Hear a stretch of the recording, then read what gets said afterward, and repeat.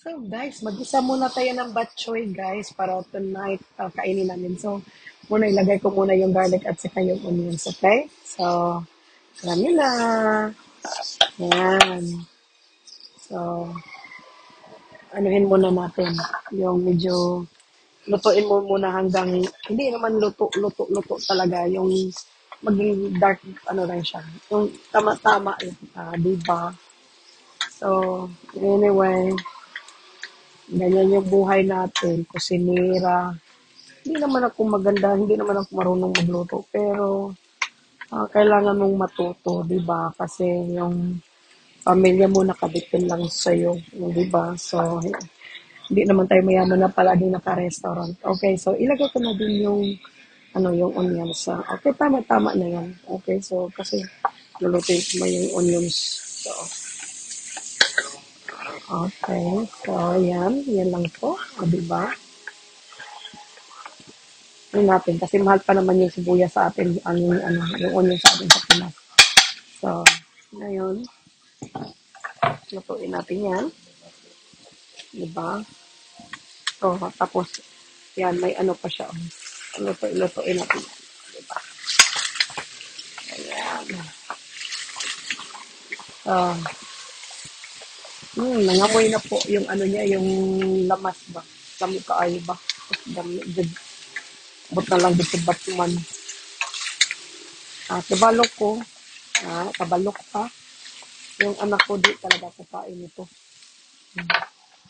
Kasi hindi naman kumakain ng gulay yan. Yung anak ko. So ngayon po, ilagay na lang natin kasi mapagod na yung ano ko ba. Mapagod na yan ang ano ko. Ilagay natin yan. Diba? Diba? Ang sarap na yan. Basta yan. Diba? Ano ba yung tawag sa atin? Pichay? Ewan ko ano tawag yan sa atin. Basta yun na yan, gulay.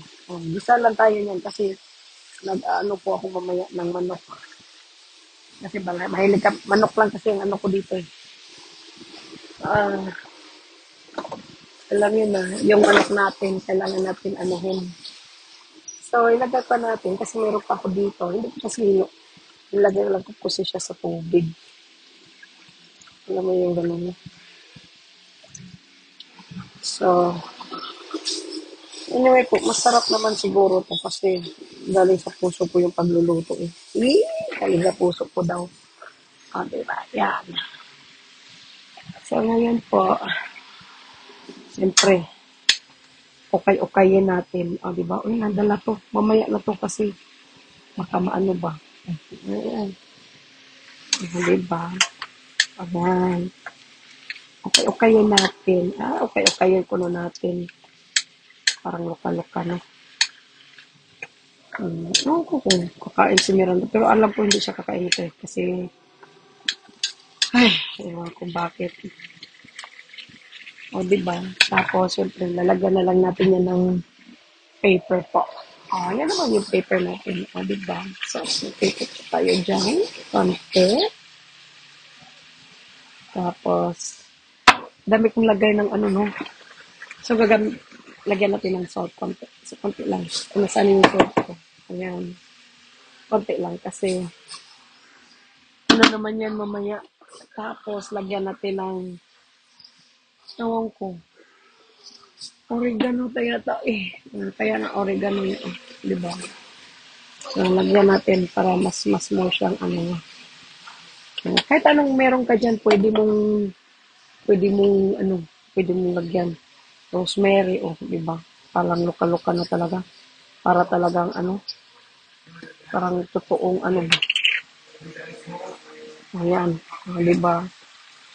Para may naman, masarap-sarap konti naman yan. Parang totoo din yung natin. Hi! So, ganyan na lang natin yan. Ayan. Hindi muna natin lagyan ng patis. Ang kulay lang yung yung soya sauce. Diba? So, hindi kasi ako mahilig sa oyster sauce. Pero lalagyan natin siya mamaya. Konti lang. Titikman natin kung gano'n siya ano ba yun? Yung anong tawag doon?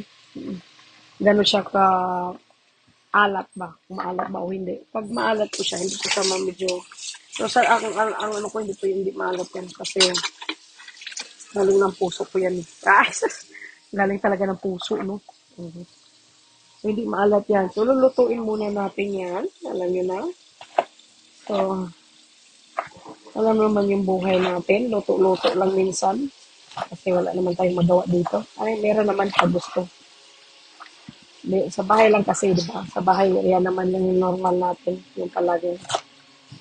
ah Luto, linis. Minsan nilinis, hindi naman ako araw-araw naglilinis kasi yan ang itatry kong araw-araw pero hindi kaya ng katawan kaya yun na lang. Di ba? So, pag hindi nyo naintindihan yan, bahala na kayo dyan. Basta ako, titikman ko yan. Di ba? So, titikman natin kasi madali lang yung luto niya eh. So, anyway. So, akala ko, alam ko na hindi to ano. So, tatikman na lang konti kasi hindi naman ito matagal lutuin. Okay, kulang. Ang tabang. Okay. So, ngayon, syempre, matabang siya. So, matabang siya. Ang gagawin natin is lagyan natin ng isang diba?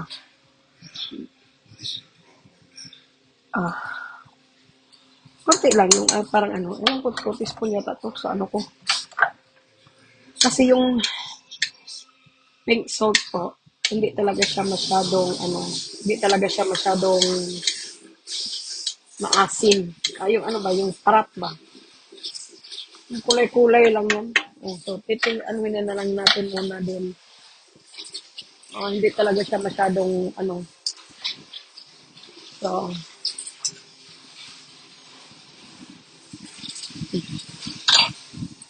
tama na. Tama na. Okay na. Tama na talaga. Hindi na siya kailangan agay. So, ang gawin ko, lagyan ko siya ng oyster sauce. Para, konti lang. Pang lang. Yung, diba? Natin. Tapos, natapos na yan. Diba? So, ngayon, ilagay natin yung dahon niya.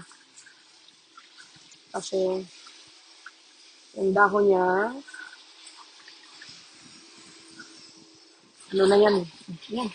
Konti lang yan. Isang lang yan kasi kami naman lang yung kakain ng ng asawa ko.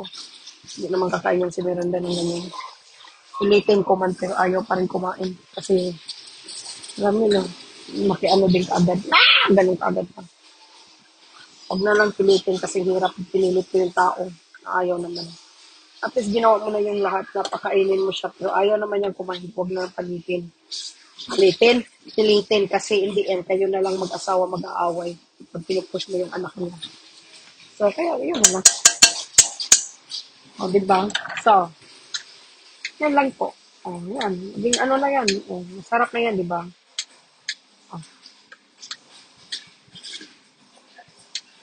So, ang gagawin ko sana, hindi ko sana siya bibigyan ng lagyan ko sana siya ng konting flavor na ba. Kaso lang kasi may manok kami, so hindi ko nalagyan siya ng yung parang chicken, cubes. Hindi na, tama na yan.